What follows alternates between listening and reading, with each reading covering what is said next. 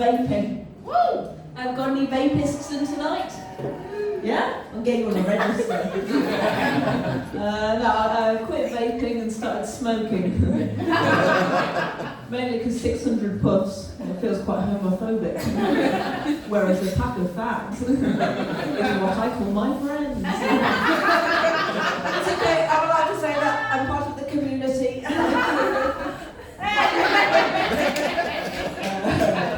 No, 2024 was good to me. I was unemployed for most of it, which means for about 7 months I was jobless and braless, which means I had no support, but barely any assets. It's a joke about my tits, everyone. They say dress for the job you want. Apparently I don't want one. Basically pajamas. Job centre. I actually did go to the job centre. I still do, you know, I am a universal credit. I'm a credit to the universe. I do think it needs a rebrand, wouldn't you say? You need to leave? You do need to leave. I do. Before you go, do maybe pitch this to them. You might get a promotion or a bonus. I think it needs to have a rebrand to be called something like The Dole Hole, where dreams go to die. Do you think that works? They're already dead. They're already dead. So you keep me afloat and you keep me awake at night. Need to do my tax return. Actually, could I have your number? Quite nice to have as I say, part of the community, so it's not like that. What was I saying about? Oh yeah, something I don't understand. I go to the job centre a lot, Peckham Job Centre. It's strange. Why are there so many security guards? You know, with all their little cameras, making their little Louis Theroux documentaries. What am I going to do? Steal stuff and sniff coke in the toilet? That's what I had a job for. I am back working, and I work from home, so it's good to be back. It's not the same where you steal stuff though, and sniff coke in the toilet. My first, it's been a while since I've been unemployed. You see, my first ever job was unpaid child labour. Do you know unpaid child labour? It's what made this country great. You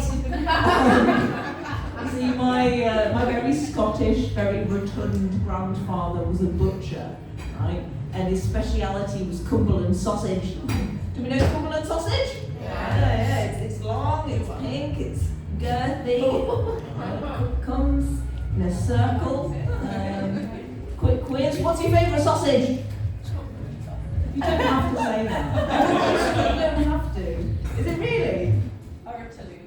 Or a Toulouse. Don't even know what that is. What is that? It's like French kind of sausage, like really garlicky. Oh, okay. I like that. What's your favourite sausage? I have no idea. No idea. I don't frequent. You don't frequent the sausage. Maybe the ones that you get at the Christmas markets.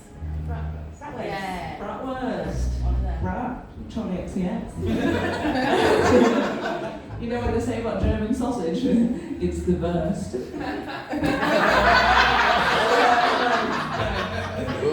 I read that in a cracker. I'll take credit. Wait, what's your favourite sausage? Vegetarian. Like the Linda McCartney? Sorry? The Linda McCartney ones? I'm joking, I'm not vegetarian. No, you're not a vegetarian. Oh, right, because I hear they put bits of her in it.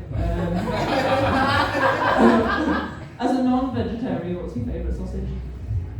Just eat it. Richmond. Yeah. It's not a sausage. Sausage. Whoa! Okay, before a fight breaks out, how it's made. So at 10 years old, I learned how to make sausages, right?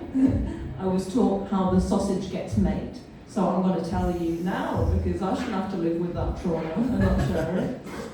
So step 1, you take hunks and chunks of pork and you put it into a big silver grinder. It's called the Sausage Maker 3000. And step 2, You take your tiny 10-year-old hand and you reach into a big bucket filled to the brim with sheep's intestine. You fish one out. And if you've never seen a sheep's intestine, it's long, it's thin, it's sinewy, it's prone to breaking if overstuffed, much like a condom. But you don't know that, because you're 10 years old. And then you find a hole at the end, because any hole's a goal. And you put it onto the end of the Sausage Maker 3000, and it's like putting on a wet pair of tights. And then with your tiny child hands, you find just the right button, and you press carefully. You don't want to ruin the sausage. And this pork mush comes shooting out, and your once limp, flaccid skin bag is now turgid with pork. You've got to keep it going. You've got to keep the radius of the sausage just consistent, not too big, not too thin, and you just go for hours and hours, and you're unpaid. And your mum and your granddad will stare on, and they will never ever be so proud of you, ever in your life. And then 10 years on, you will touch your first penis, and you'll think, oh, this is familiar. And then a few years later, you'll grow up and you'll realise you're actually a vegetarian lesbian. It's just a surprise you're not butcher.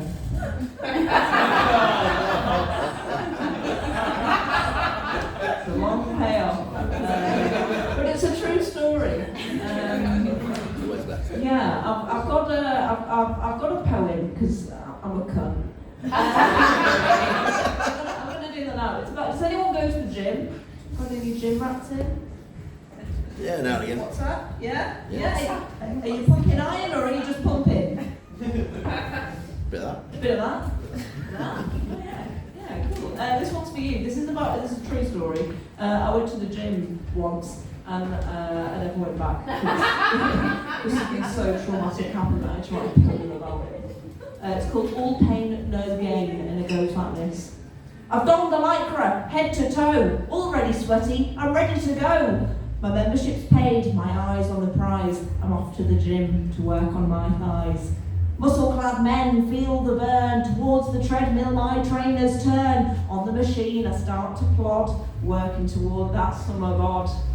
Pushing myself to pick up the pace, bounding along in a one-man chase, running, sprinting, fast as you like. You'll never catch me, I'm the gingerbread dyke. Relentlessly the treadmill chatters, my helpless legs going like the clappers. Suddenly a thought springs to mind, attack of reckless impulsion. It whispers, go on, close your eyes. Peepers tight shut, swiftly I'm thrown onto the ground, I let out a moan. This vicious machine left me bruised and battered, sprawled on the floor, my ego shattered. Hobbling home, head hung low, still in lycra, camel toe on show. 5 teenage lads saunter past me, their adolescent swagger, it unnerves me. Emerging from a cloud of lynx.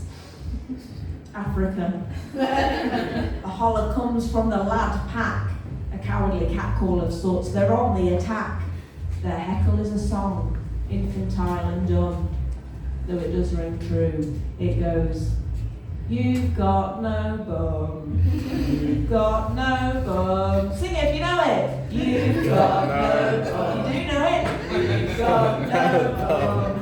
Bum, bum. That's a little trick time here, Big Ben. Thank you very much for putting up with me. Bless your soul. Bless your whole